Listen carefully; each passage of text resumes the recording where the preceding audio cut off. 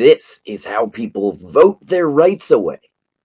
In Silent Covenants, the critical race theorist Derrick Bell wrote about the desegregation of black schools in America. He also, the evil critical race theorist, oh no. He also outlines how the American dream tricks people into voting their own rights away and being permissive of oppression, being permissive of their own oppression. Remember, as he has distinguished before in his book, if you watch my other videos on this book, he's talking about black and white blue-collar workers, the working class of all colors. This is a critical race theorist claiming that problems are centered around class and race. Oh, now, oh yeah, so evil. Evil critical race theorist saying everything is about race. Bullshit. Fucking James Lindsay is stupid. Okay. This is the process that Bell argues leads to this dystopian outcome. Material prosperity and government support programs provide enough income to take care of working class people's basic needs. This contributes to a lot of them identifying with conservative economic and political policies. To Bell, even a cursory examination shows that these policies don't further their interests at all. They do jack shit for them. Powerful economic interests disproportionately influence the vote. This weakens the people's potential to fight back against existing economic arrangements between politicians and rich conservative elites.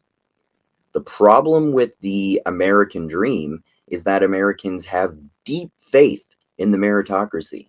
Anyone can go from rags to riches as long as they work hard, are entrepreneurial, talented, and lucky. These seem like a lot of motherfucking qualifiers, don't they? The belief in upward mobility that has permeated American popular culture has permeated American popular culture. It's also been endlessly romanticized in books and movies. This is the key component in the secular religion of the American dream, which has many sacred overtones. Part of this ideology is that literally everyone can provide the basic needs for themselves and their families with absolutely zero help from the government or anyone else. This really does sound like a fucking utopian myth, doesn't it? 4.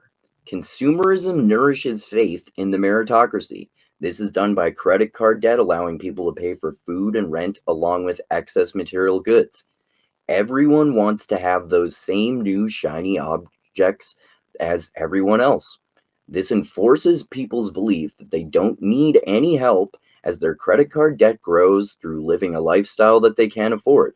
Really, they could avoid all that credit card debt if they had less faith in upward mobility and were okay with more government assistance. The cycle continues. This is the foundation of racism and classism. So, to Bell, the American dream tricks the working class into voting for their own oppression.